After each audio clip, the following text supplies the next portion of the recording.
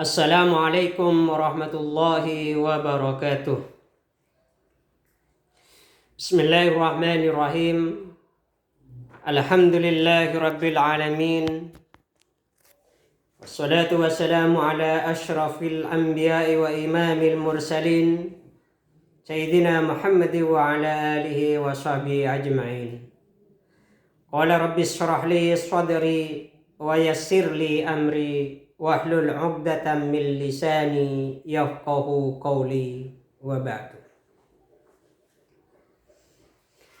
Alhamdulillah, pada kesempatan ini kami diberi kesempatan untuk menyampaikan ulasan tugas yang diberikan kepada kami, yakni mata kuliah metodologi studi Islam yang berjudul Islam dan Hak Asasi Manusia, Perspektif Fatih Osman. Saya yakin dalam penyampaian tugas ini banyak kekurangan. Jadi kepada rekan-rekan juga Bapak dosen, mohon kritik dan sarannya, dan dilengkapi oleh rekan-rekan juga oleh dosen pembimbing. Dalam studi Islam,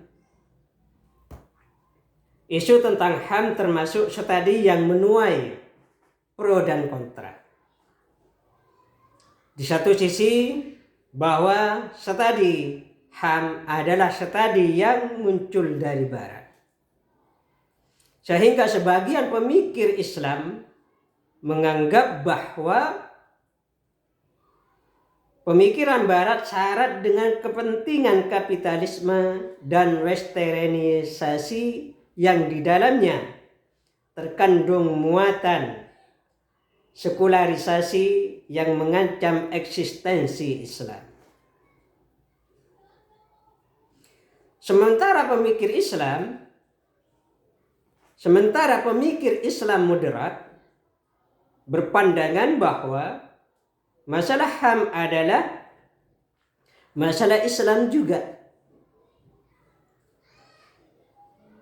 Sebab berbicara tentang HAM, maka substansinya adalah membicarakan bagaimana memanusiakan manusia. HAM berbicara tentang keadilan, persamaan, tidak adanya diskriminasi antara manusia yang satu dengan manusia yang lain. Terwujudnya perdamaian adalah tujuan HAM. Dan ini sebenarnya adalah salah satu ajaran Islam yang rahmatan lil alamin. Islam oleh umat muslim dianggap sebagai agama penyempurna risalah sebelumnya yang dapat menyelesaikan semua problem kehidupan manusia sampai akhir zaman. Oleh karena itu, Islam diyakini bersifat universal dan komprehensif. Universal artinya Islam sangat sesuai dengan perkembangan zaman. Kapanpun manusia hidup dan dimanapun manusia berada. Nilai-nilainya menyebar untuk kepentingan umat manusia secara keseluruhan. Sedangkan komprehensif artinya Islam telah menyediakan semua kebutuhan, semua yang dibutuhkan manusia dalam memecahkan problem. Komprehensivitas Islam meliputi semua aspek kehidupan, baik itu aspek ekonomi, aspek politik, aspek sosial, aspek budaya, mengatur dari lingkup keluarga sampai lingkup negara, dari individu sampai masyarakat, dari satu komunitas kebangsaan sampai kemanusiaan. Semua elemen tersebut diatur oleh Islam dalam sebuah norma atau aturan yang bertujuan menciptakan kebahagiaan, dan kedamaian umat manusia di dunia dan akhirat.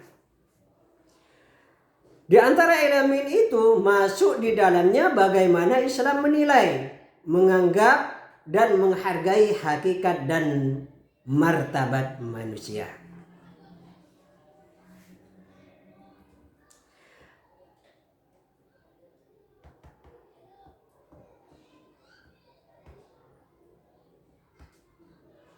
Dimensi dasar kemanusiaan ini di era modern menjadi agenda PBB untuk dijadikan norma internasional yang menurut semua negara, khususnya para anggota, menghargai nilai-nilai dasar dan hak-hak asasi manusia yang merupakan hak yang harus dipenuhi seseorang dan dijunjung tinggi oleh semua orang. Hak tersebut merupakan pembawaan ketika manusia ada.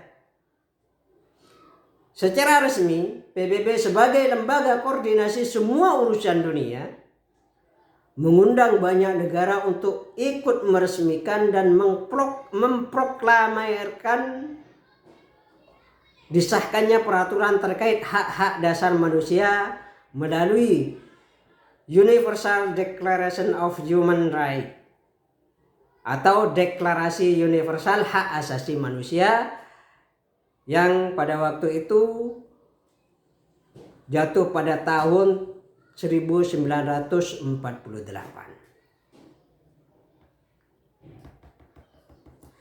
Munculnya Deklarasi Universal Hak Asasi Manusia atau DUHAM sebagai forum penilaian atas perilaku manusia di berbagai negara menimbulkan polemik, khususnya di negara-negara Islam. Keberatan-keberatan itu setidaknya berpendar pada dua hal. Pertama, negara Islam telah menjadikan Islam sebagai kode etik dan standar penilaian perilaku masyarakat di negaranya. Dengan segala kelengkapannya dan ketersediaannya, Islam memiliki sendiri konsep penilaian terhadap manusia dan penghormatan terhadap hak-hak dasarnya tanpa harus mengikuti Deklarasi Universal Hak Asasi Manusia atau DUHAM tersebut. Kedua, Deklarasi Universal Hak Asasi Manusia merupakan produk Barat yang kental diselimuti ideologi, tradisi, dan kultur yang dalam banyak hal bertentangan dengan Islam. Deklarasi Universal Hak Asasi Manusia juga mengandung kepentingan politis, ekonomi, dan antropologis negara-negara maju. Hal itu tidak saja berseberangan dengan kepentingan negara berkembang atau Islam, namun yang lebih penting bagi para negara Islam sendiri tidak menginginkan syariat Islam sebagai hukum Tuhan menjadi alternatif bagi DUHAM atau Deklarasi Universal Hak Asasi Manusia sebagai hukum buatan manusia. Pertentangan itu khususnya dalam dunia Islam masih terus bergulir, walaupun pembenahan terus dilakukan oleh lembaga internasional. Dalam konteks ini, sebagian mereka memperkuat posisi Islam sebagai ideologi yang tidak bisa dicadangkan setelah DUHAM atau Deklarasi Universal Hak Asasi Manusia. Sebagian lain menyetujui adanya DUHAM sebagai kemaslahatan bersama seluruh umat manusia, yang oleh karenanya Islam harus merubah diri mengikuti kepentingan umum tersebut. Di antara pemikir tersebut muncul Fatih Usman. Jadi di antara pemikir-pemikir tersebut muncul Fatih Usman yang mencoba melakukan sintesa antara Islam dan HAM ini. Bagi Usman, tidak ada masalah yang perlu dipertentangkan antara Islam dan HAM tersebut. Keduanya mempunyai nilai-nilai universal dan potensi besar dalam mewujudkan kesejahteraan dan kedamaian bersama umat manusia. Problemnya terletak pada bagaimana Islam dan HAM bisa membuka diri untuk menerima kepentingan antara keduanya.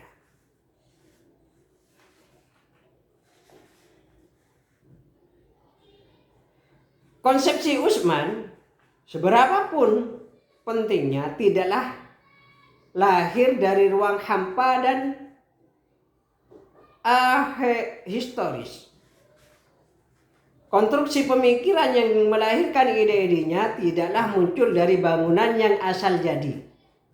Ia muncul sebagai wasit yang memberikan teguran secara adil, memberikan saran aplikatif yang memadai, dan sekaligus membuat jembatan yang dapat dilalui Islam dan hak asasi manusia.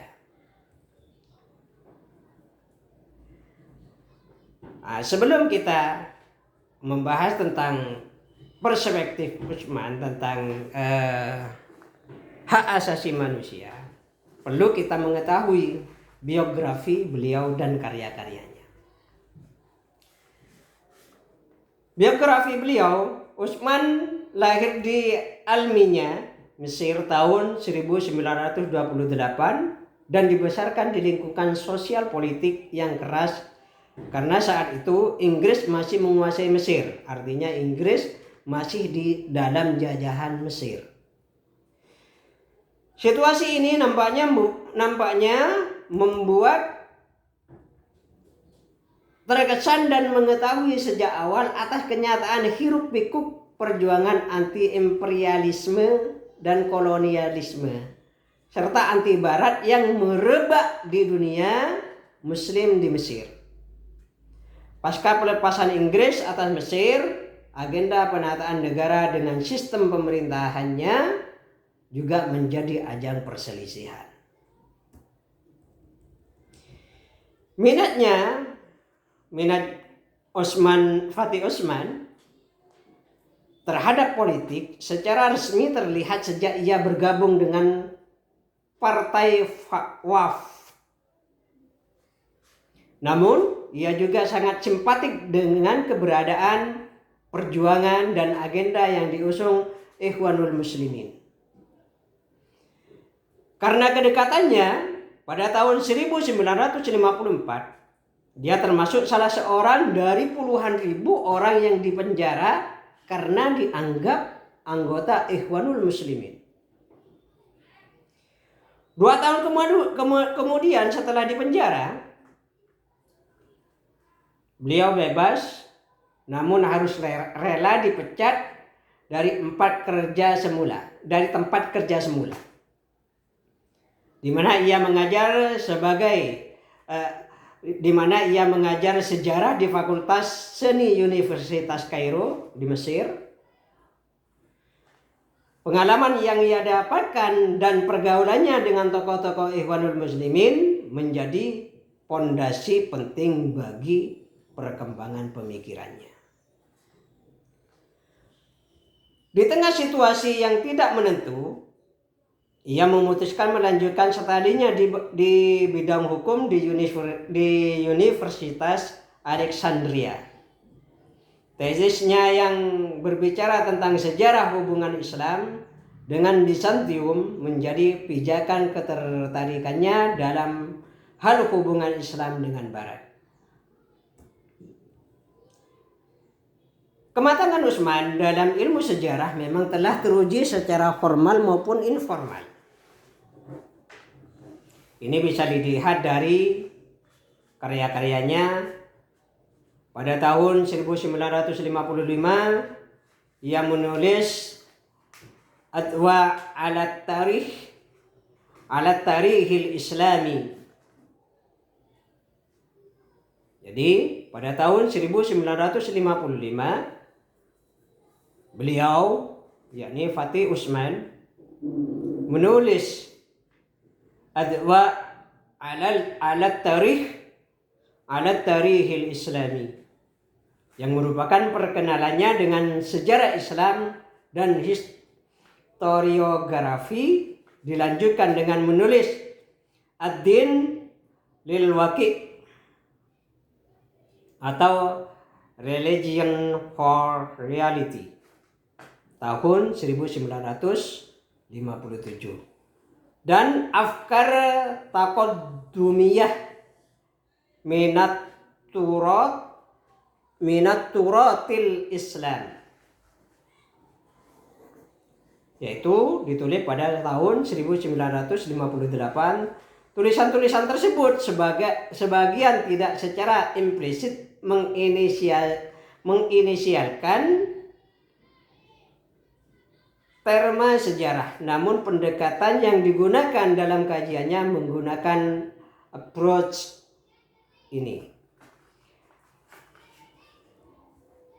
Sebuah karya yang merefleksikan kematangan pemikirannya adalah tulisannya yang berjudul Al-Fikrul Islam wat Tatawwur, yakni tahun 1960, di mana buku ini oleh beberapa golongan Islam modern dianggap sebagai buku yang potensial dan inspiratif di saat golongan Islam militan menentang keras berbagai bentuk penafsiran liberal terhadap tradisi Islam. Dalam buku ini, Osman mengungkapkan berbagai penafsiran liberal tentang warisan Islam dalam bidang demokrasi, hak asasi manusia, hak-hak perempuan, dan status non-muslim. Analisisnya menjadi sangat argumentatif ketika banyak bukti lain bersifat historis yang selama ini dianggap satu warna oleh sebagian besar muslim.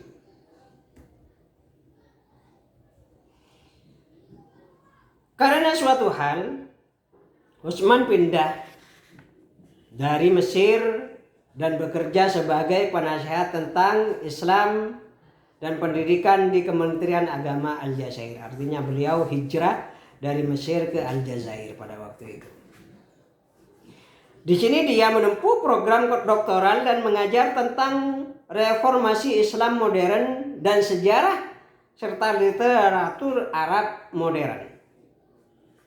Disertasi doktornya selesai pada tahun 1976 dengan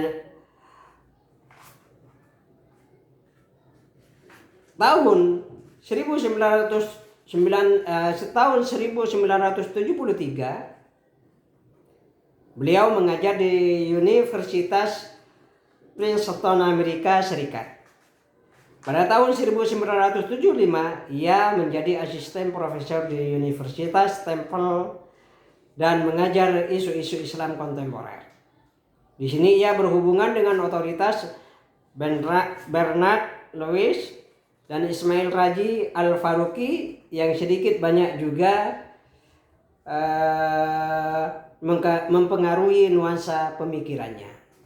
Jadi dengan berinteraksi dengan beliau-beliau, maka banyak mempengaruhi nuansa pemikiran dari Fatih Utsmani tersebut.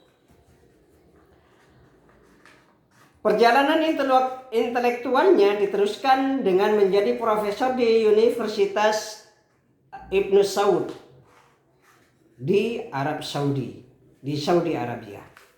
Sekaligus menjadi direktur pusat penelitian saat di Riyadh. Tahun 1975 ia menerbitkan buku Hukukul Lisan Bainas Syariatil Islam wal Fikril Gharbi. Buku ini merupakan usaha lain Utsman untuk mengembangkan ide pokok tentang kesesuaian nilai-nilai Islam dan pemikiran liberal modern.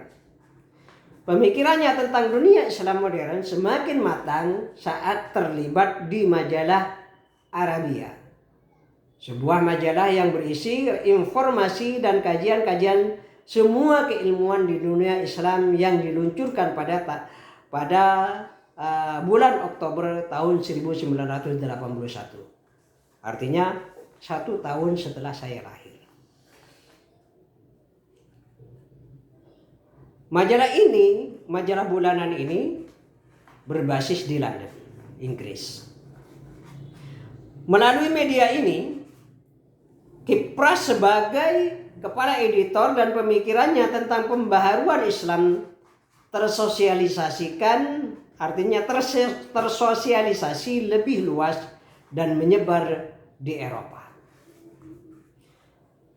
Majalah ini menurutnya adalah untuk semua kaum muslim tanpa memandang latar belakang etnis, suku bangsa, atau doktrin, atau organisasi.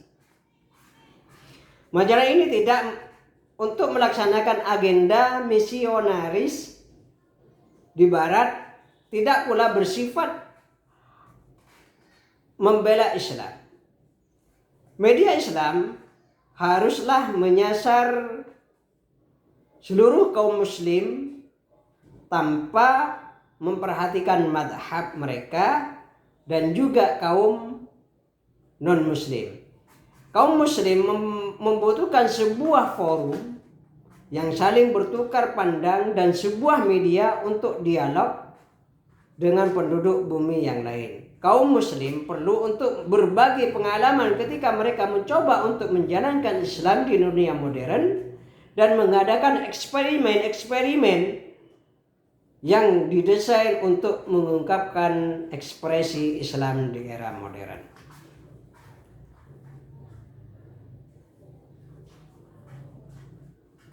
Namun, pada tahun 1987, majalah Arabia gulung tikar karena berbagai macam krisis finansial dan manajerial yang ditambah dengan situasi politik yang merugikan dan mempengaruhi pangsa pasar utamanya dan sumber pendanaannya. Utsman kemudian pindah ke Amerika Serikat, di mana ia kemudian terlibat dalam pengajaran dan penelitian di berbagai institusi, termasuk University of Southern California, the Islamic Center of Southern California, the Center for Muslim Christian Understanding of George Washington University, dan lain sebagainya di Amerika. Kini, Utsman dengan segala pengalaman hidupnya telah membentuk dirinya menjadi sangat berkarakter. Artinya dari pahit manis, asam manis, pahit dan asinnya garam kehidupan telah banyak diinyam oleh Utsman tersebut. Dengan segala pengalaman hidupnya tersebut telah membentuk dirinya menjadi sangat berkarakter. Dia adalah sosok sejarawan, penulis, jurnalis, reformer pendidikan, dan pakar hukum sekaligus pengajar di University of Southern California dan lain sebagainya, juga di Aljazair, Mesir, dan lain sebagainya. Sekarang tiba pada masa kegelisahan Utsman atas Islam dan hak asasi manusia.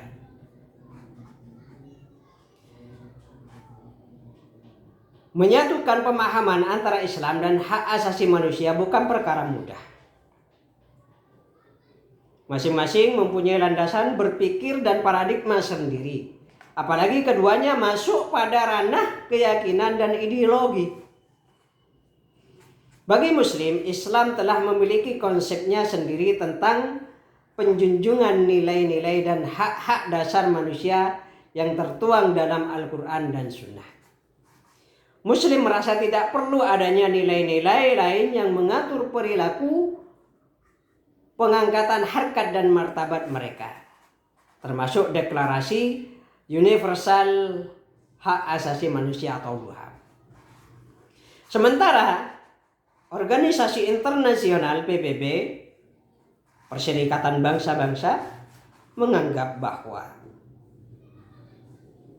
deklarasi universal hak asasi manusia merupakan ideologi kemanusiaan yang harus dipahami dan diaplikasikan semua negara. Deklarasi universal hak asasi manusia merupakan standar penilaian dasar bagi setiap orang, organisasi, dan negara dalam menjalankan hubungan-hubungan kemanusiaan.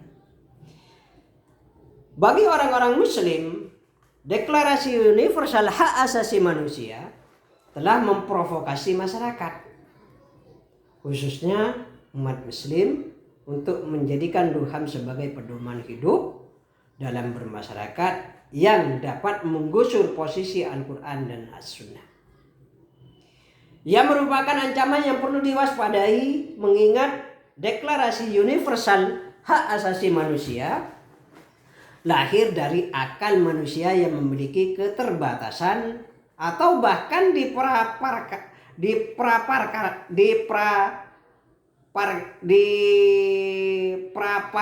diprakarsai oleh negara-negara barat yang secara nyata berpaham liberalisme dan materialisme.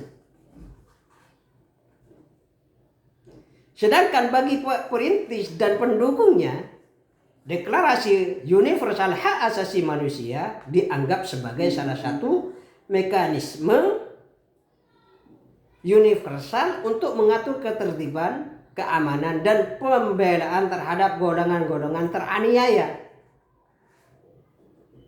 kalah, minoritas, dan mereka yang membutuhkan pertolongan atas situasi yang menghimpit kehidupan mereka. Deklarasi Universal Hak Asasi Manusia murni ingin melakukan advokasi terhadap mereka untuk bisa terangkat harga diri mereka di mata masyarakat dan dapat menikmati hidup seperti yang lainnya. Sebagian mereka pendukung Deklarasi Universal Hak Asasi Manusia murni ingin melakukan sebagian mereka pendukung Deklarasi Universal Hak Asasi Manusia bahkan secara khusus mengatakan bahwa Islam sebagai agama dengan segala ajaran dan hukumannya kurang memperhatikan hak-hak manusia, hak-hak asasi manusia. Bahkan seorang senior di Center for Strategic and International Studies, Washington DC, H1N Lutwak mengatakan di semua negara-negara Arab, masyarakat Islam hanya berfungsi sebagai gerakan oposisi dan anti-demokrasi. Demikian, menjembatani Islam dan HAM tidak saja sekedar mencari benang merah dari keduanya, tapi memberikan penyadaran secara internal kepada keduanya. Utsman dalam hal ini berupaya melakukan ini dengan cara ia terlebih dahulu mengevaluasi diri masing-masing. Berupaya melakukan ini dengan cara ia terlebih dahulu mengevaluasi diri masing-masing, membuka kesadaran kedua akan pentingnya eksistensi dan perannya di dunia modern dan plural dan multikultural, serta memberikan alternatif-alternatif solutif bagi kemesraan antara keduanya. Dan umumnya bagi semua masyarakat dunia, dari situ ia berusaha mengeksplorasi dan menginventarisasi terlebih dahulu problem-problem mengganjal yang ada di dalamnya. Dia merumuskan setidaknya ada dua problem yang mengganggu hubungan tersebut, yaitu problem dari sisi umat Islam itu sendiri dan dari luar, problem dari luar, artinya dari luar umat Islam itu sendiri.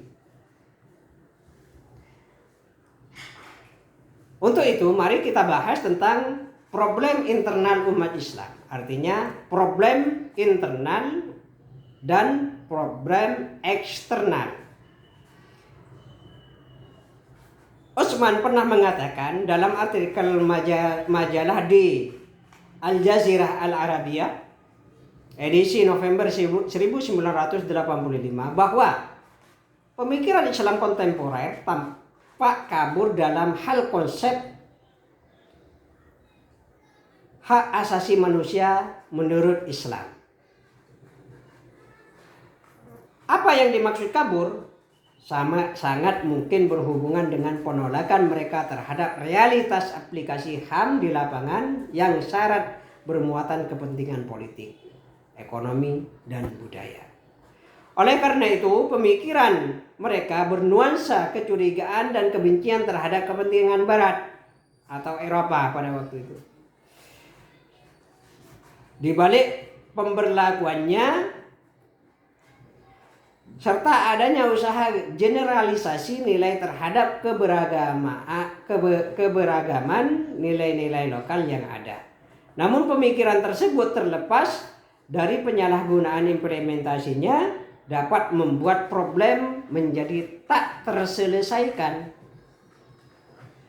Osman agaknya ingin agar problem itu diurai terlebih dahulu satu persatu dan diklasifikasi, kemudian dicermati, diwacanakan, dipahami, disadari, dan selanjutnya dilaksanakan.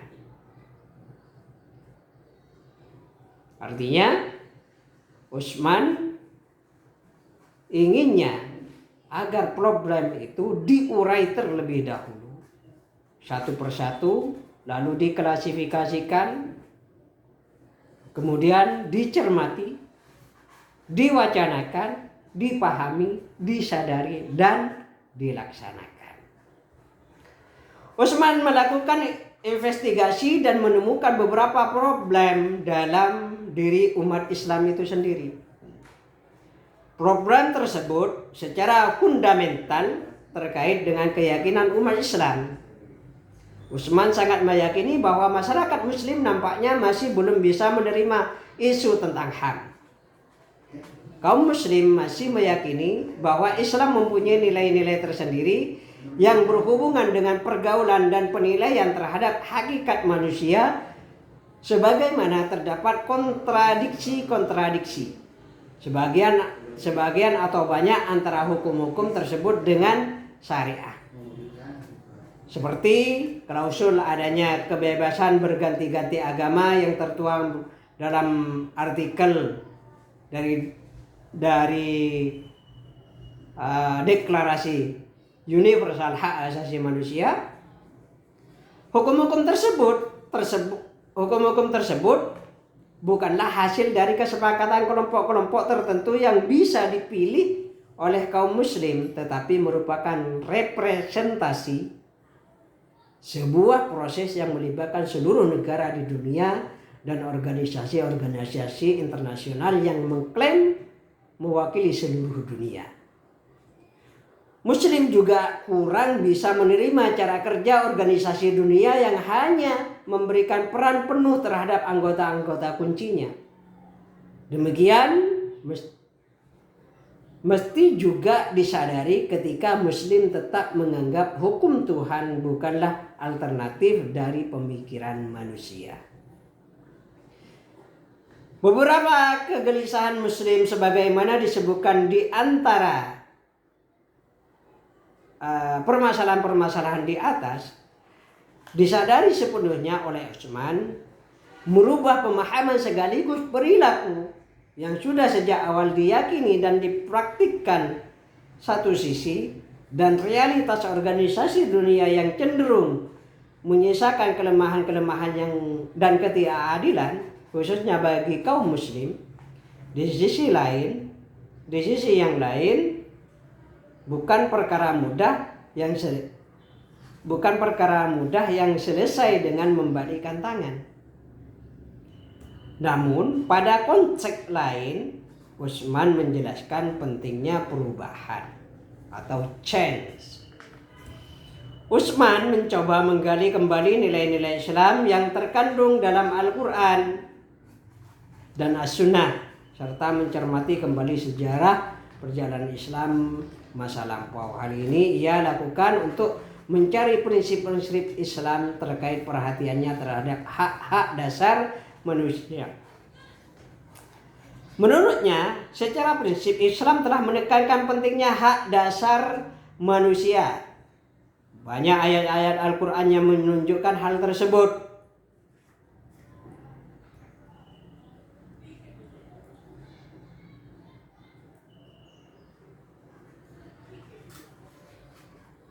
Misalnya, Allah Subhanahu wa Ta'ala di banyak ayat menyeru manusia secara keseluruhan dengan kata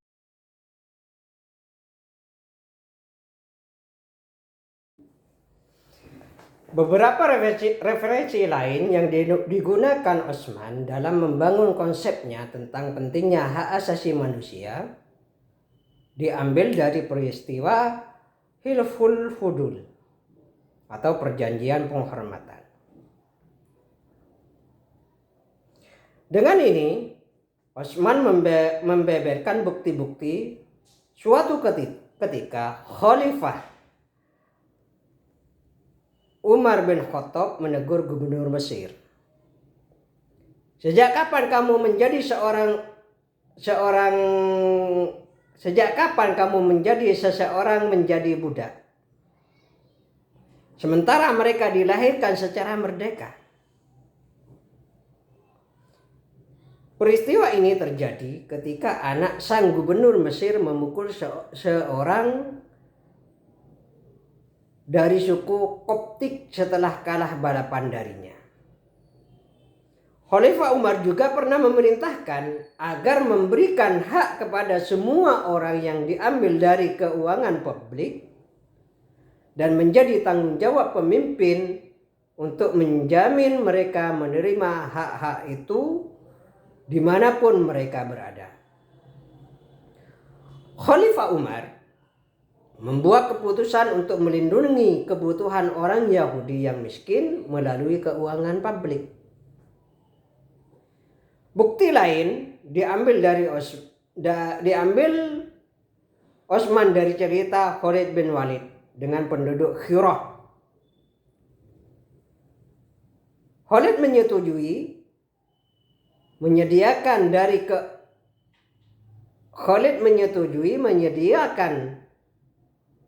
dari keuangan publik untuk kebutuhan orang-orang tua, sakit atau golongan miskin.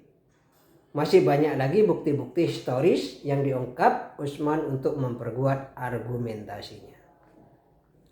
Bagi Utsman, Islam sangat tidak bertentangan dengan konsep hak asasi manusia yang dirumuskan oleh Badan Dunia. Bahkan Islam lebih dulu memperhatikan pentingnya arti kemanusiaan. Kalaupun sampai kini masih ada Muslim yang belum menerima HAM dengan alasan bahwa HAM bukan dari Islam, melainkan dari Barat, Utsman nampaknya sangat menyadari.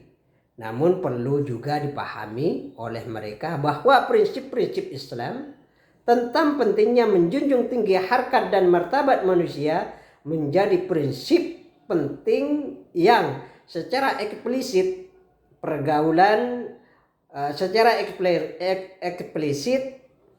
dan praktikal diungkap dalam sumber suci dan secara historis merupakan bagian dari prinsip pergaulan dan pengelolaan kemasyarakatan Muslim.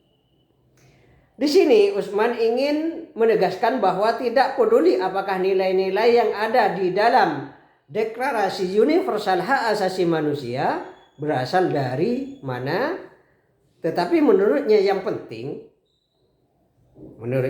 terpenting adalah bahwa nilai-nilai itu sangat sesuai dan didukung oleh doktrin Islam. Jikapun tidak sesuai dan mungkin salah, Utsman merasa usaha tersebut sebagai usaha mulia. Sebagaimana perkataan Umar bin Khattab, seorang bijak bukanlah orang yang mampu mengetahui yang benar dari yang salah, tetapi orang yang mampu memilih yang paling ringan di antara dua kesalahan.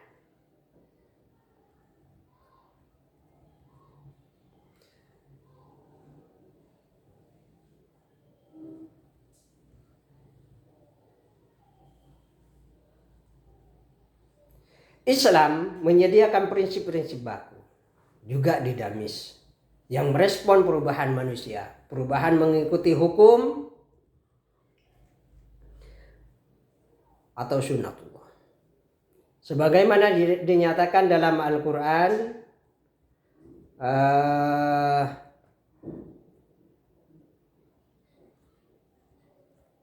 surat Al-Imran 137.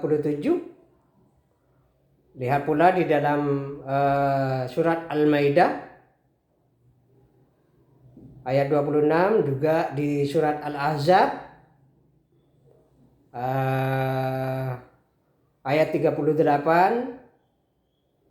Al-Fatir ayat 43 dan Al-Fat ayat 23.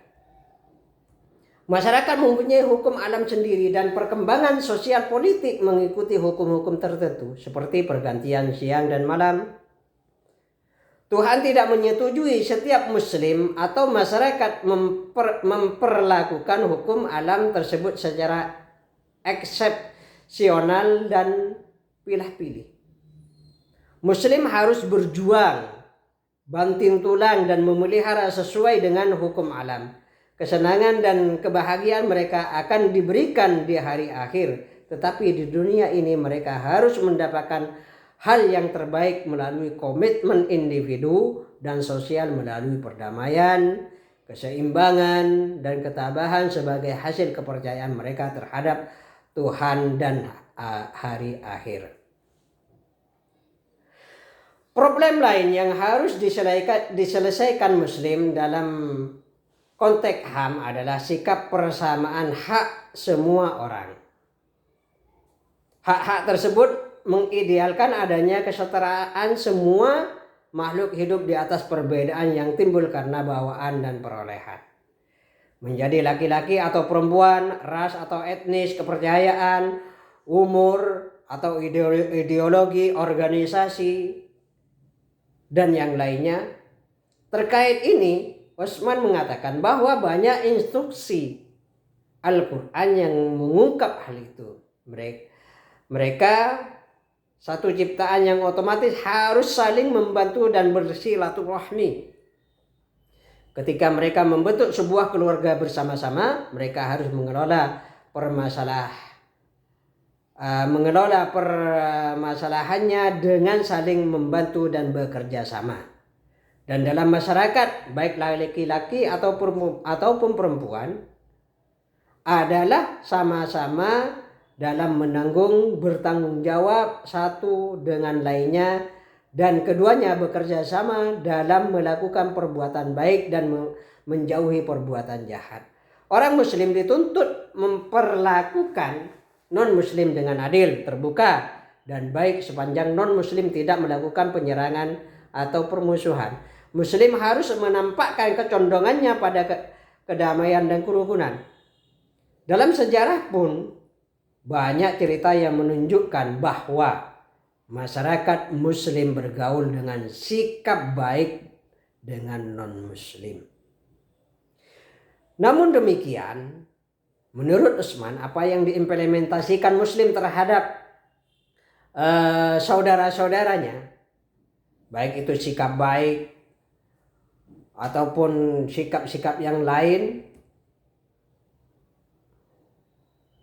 sementara mereka belum menunjukkan kualitas dari sikap itu sendiri.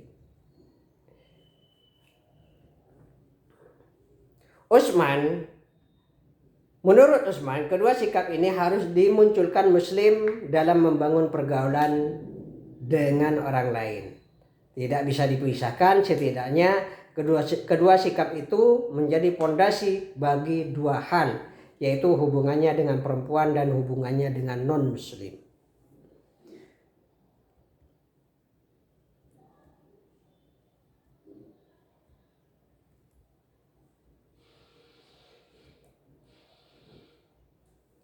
Hubungannya dengan perempuan, menurut Utsman, tidak ditemukan secara jelas dalam Al-Quran dan Sunnah sebuah klaim bahwa perempuan ditakdirkan hidup mengurusi rumah tangga.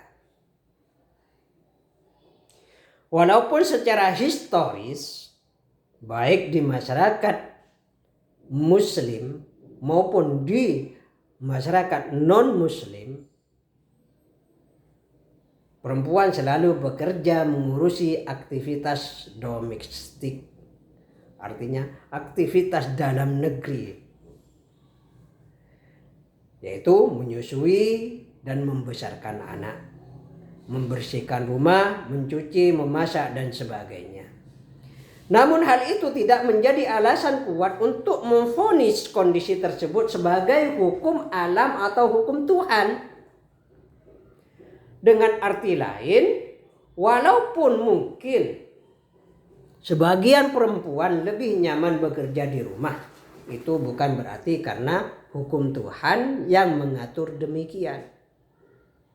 Di sini Utsman mendasarkan argumentasi kesetaraan perempuan melalui terminologi zauj dan zaujah. Dalam bentuk jamak keduanya azwaj yang disebutkan dalam Al-Quran. Dari situ Utsman mengatakan bahwa seharusnya muslim mempunyai kesadaran lebih tinggi dari lainnya. Dilihat secara kata zauj yang menunjukkan arti suami dan zaujah sebagai istri berasal dari kata yang sama, yang arti dasarnya pasangan. Ini menunjukkan bahwa sejak awal suami dan istri diciptakan secara sama. Menurut Utsman, secara filosofis hal itu mencerminkan bahwa suami dan istri adalah pasangan yang saling membantu dan bekerja sama. Tidak ada yang satu lebih superior dari yang lainnya. Dan asal kata yang sama itu menunjukkan bahwa laki-laki dan perempuan itu berasal dari sesuatu yang sama, yang oleh karenanya mesti diperlakukan secara sama. Apalagi bahwa kedua terminologi tersebut, zauj dan zaujah, secara linguistik menyatu dalam bentuk jamak yang sama, yaitu azwaj. Ini berarti bahwa laki-laki dan perempuan berangkat dari pembawaan yang sama dan harus diperlakukan mendapatkan perolehan yang sama. Ini berlaku tidak saja bagi muslim dan muslimah, tapi juga semua orang. Bertolak dari landasan terminologis tersebut, problem keperempuan yang disebutkan dalam Al-Quran seperti kepemimpinan rumah tangga,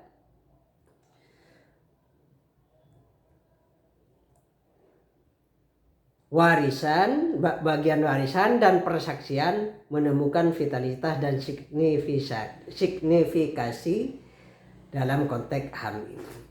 Dalam masyarakat, menurut Utsman, laki-laki dan perempuan setara dan bekerja sama, saling menanggung dan bertanggung jawab satu sama lain dalam memenuhi kewajiban-kewajiban kolektifnya terhadap masyarakat secara keseluruhan. Perempuan mempunyai hak bersuara, menjadi anggota parlemen, menteri, hakim, dan bahkan tentara. Di negara modern tidak ada satupun, baik laki-laki maupun perempuan, mempunyai kekuasaan absolut. Nah, sekarang yang tadi hubungannya dengan perempuan, selanjutnya hubungannya dengan non-muslim. Hubungan dengan non-muslim dalam sebuah negara atau secara global tidak bisa dibantah. Muslim harus sadar sepenuhnya akan era globalisasi yang tercapai melalui revolusi transportasi dan komunikasi di mana semua manusia melakukannya. Situasi ini tidak membolehkan setiap negara atau kelompok manusia tinggal sendiri menyelesaikan problem-problemnya terpisah dari dunia secara keseluruhan. Pluralisme global merupakan realita baku yang tidak dapat dilewatkan, dan pluralisme nasional akan selalu menjadi mayoritas tertentu dari kebutuhan dunia secara terus-menerus. Sejak pertama Islam mengajarkan keadilan, saling pengertian, bekerja sama, dan berbaik hati terhadap non-muslim dan lainnya. di tingkat negara atau internasional. Muslim harus secara jujur memegang kedamaian di negaranya dan di seluruh negara. Bekerja sama dengan baik dan tulus, bukannya saling membantu dalam keburukan dan kejahatan. Ta'awanu 'alal birri wat taqwa wa la ta'awanu 'alal ismi wal 'udwan. Mereka harus mengusulkan rekonsiliasi dan membela kelompok yang kalah karena ketidakadilan dan melihat yang lain dengan perilaku baik. Keragaman merupakan hukum alam dari makhluk hidup. Tidak ada kompromi dan dominasi satu pemikiran atau cara hidup tertentu. Manusia berbeda dalam kemampuannya, oleh karenanya dapat diuji bagaimana mereka memperlakukan perbedaan-perbedaan dan bagaimana mereka berinteraksi secara konstruktif.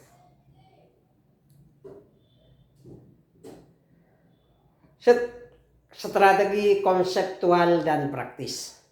Setelah Utsman menjabarkan problem kegelisahannya pada pembahasan sebelumnya, kemudian ia mencoba membuat strategi baik dalam ranah konseptual maupun praktikal.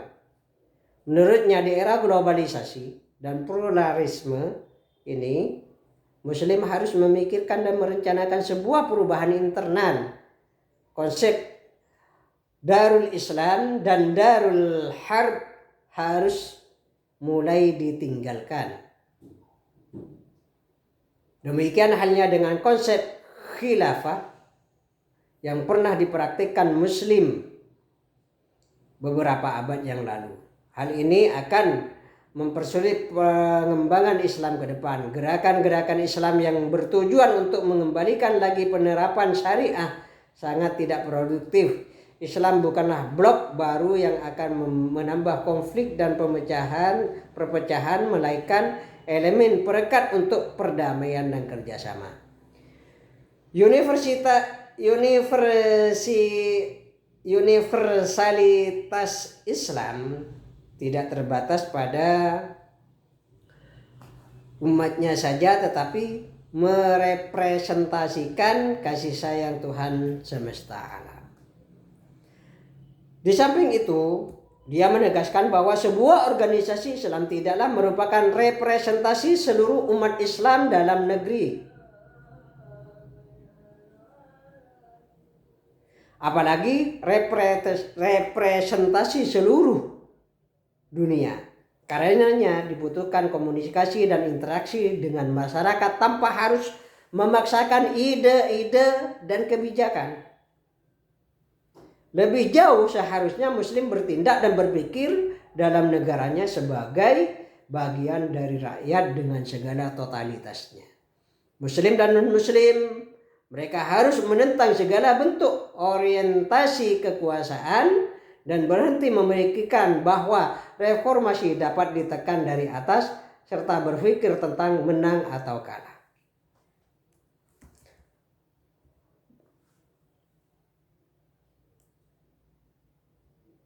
Itu problem yang datang dari umat Muslim. Dan sekarang problem yang datang dari masyarakat dunia.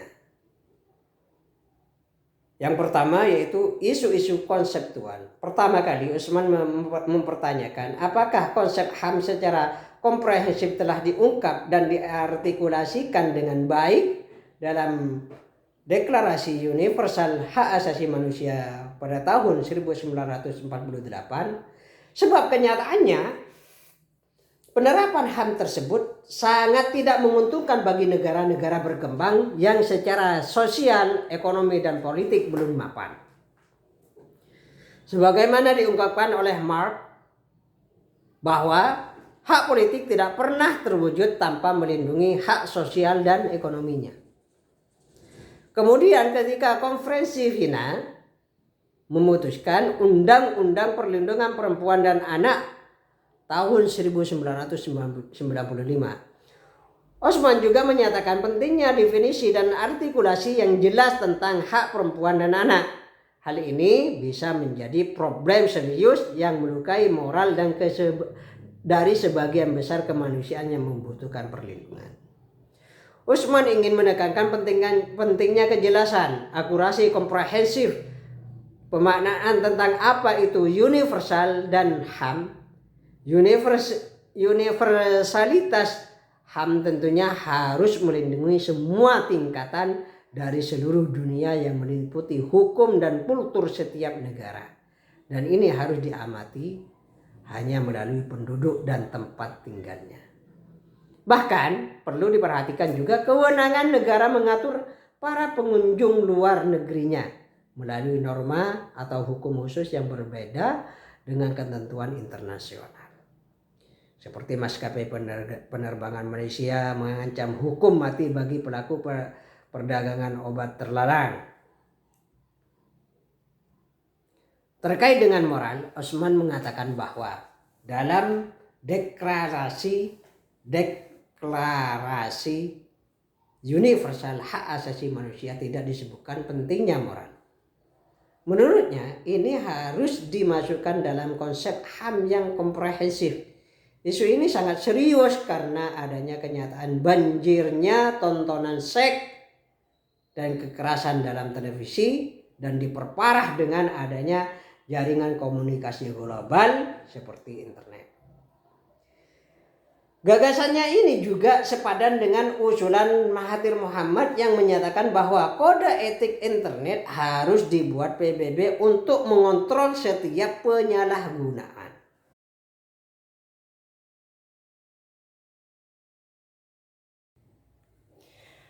Problem masyarakat dunia yang pertama tadi seperti yang telah kita bahas bersama tadi, yaitu isu-isu konseptual.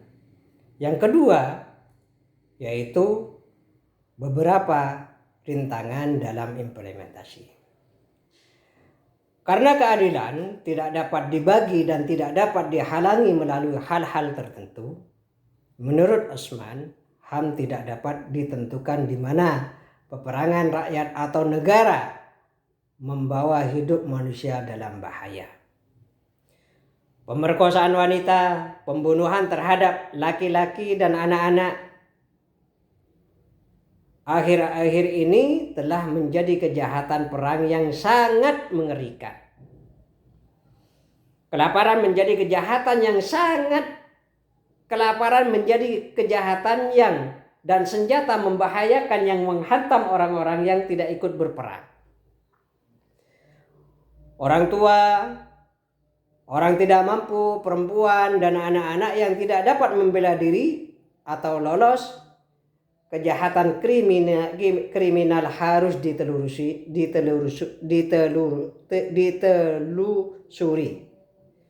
diinvestigasi dan diupayakan secara efisien sehingga tidak terulang, setidaknya dalam skala besar di mana kita menyaksikan beberapa tahun yang lalu seperti di Ethiopia, di Irak, perang Irak dengan Iran.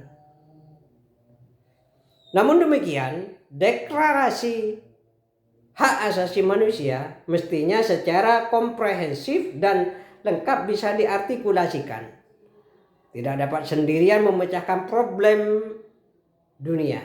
Perlu usaha serius berbagai pihak dilakukan secara sabar dan terus-menerus dalam implementasinya.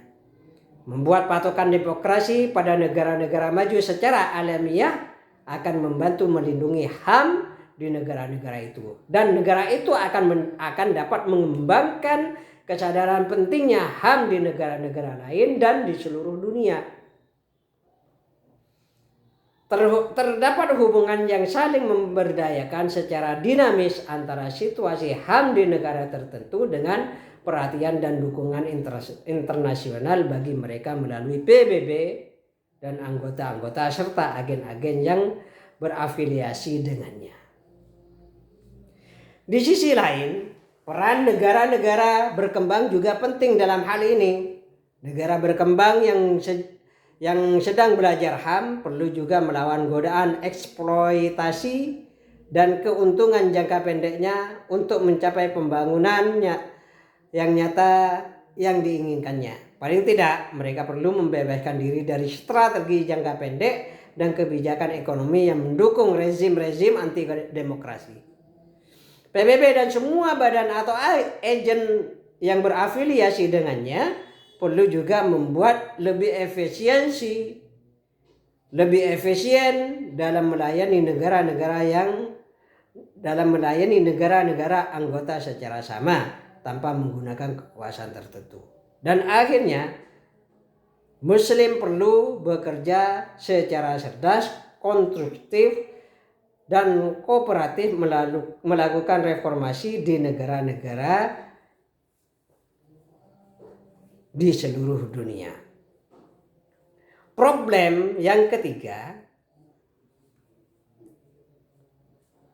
yang dihadapi oleh problem dari masyarakat dunia yang ketiga yaitu para imigran dan pencari suaka.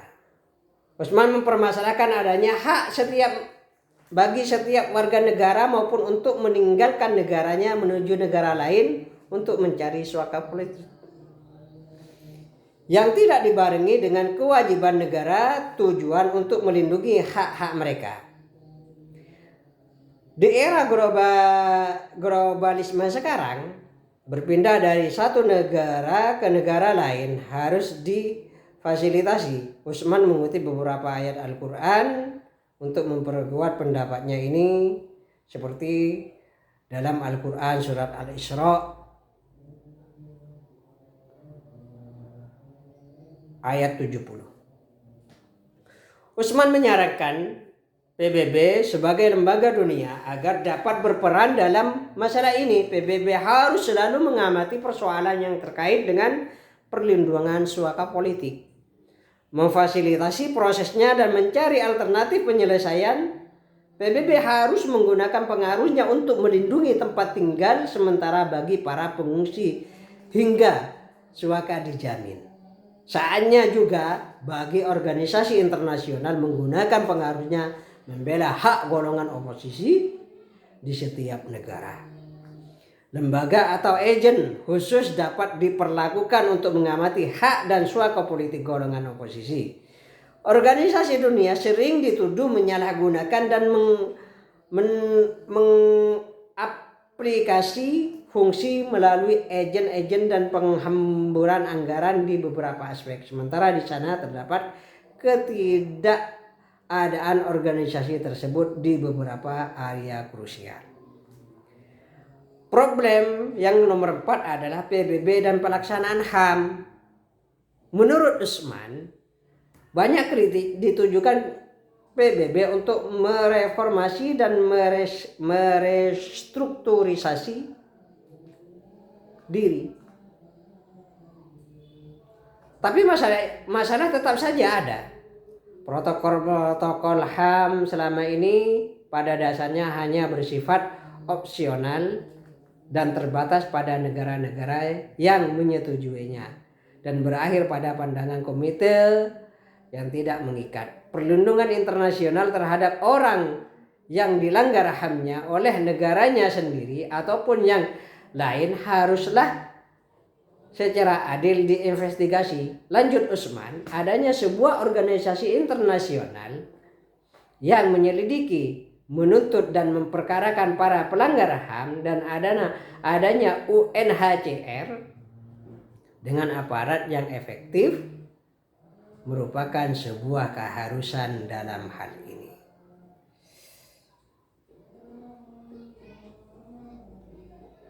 Kesimpulan, pemikiran Utsman tentang Islam dan HAM merupakan gagasan yang tidak hanya menggugah kaum muslim akan nilai-nilai universal kemanusiaan, tetapi juga membuka kesadaran yang dalam, argumentatif dan rasional bahwa doktrin Islam memang seharusnya demikian. Satu sisi, dia berhasil menunjukkan bukti-bukti dalam teks suci dan menampilkan fakta-fakta historis universalitas dan komprehensivitas Islam. Di sisi yang lain, Dia sukses mengungkap kebutuhan-kebutuhan muslim di era globalisasi pluralisme. Pada dimensi lain, Utsman juga memosisikan secara balance ketika dia membeberkan kelemahan umat Islam seiring dengan kelemahan konsep dan pelaksanaan deklarasi universal hak asasi manusia. Pendekatan historis yang ia gunakan sebagai konsekuensi keilmuan yang ia tekuni dalam menganalisis tema ini benar-benar menunjukkan keleluasaannya dalam ilmu sejarah dan historiografi, terutama historiografi Islam. Setiap masalah ditelusuri dengan kenyataan-kenyataan historis yang tidak terbayangkan sebelumnya. Akar-akar historis peradaban Islam tentang pluralisme, kesetaraan, kemerdekaan, keadilan, demokrasi, dan HAM itu sendiri. Dari mulai masa Nabi Muhammad SAW sampai masa akhir kekhalifahan Islam tahun 1924 di Turki dijadikan sebagai pondasi berpikirnya. Mungkin itu pemaparan kami tentang hak Islam dan hak asasi manusia perspektif Utsman. Demikian, mohon maaf apabila banyak kekurangan. Wabillahi taufiq wal hidayah. Assalamualaikum warahmatullahi wabarakatuh.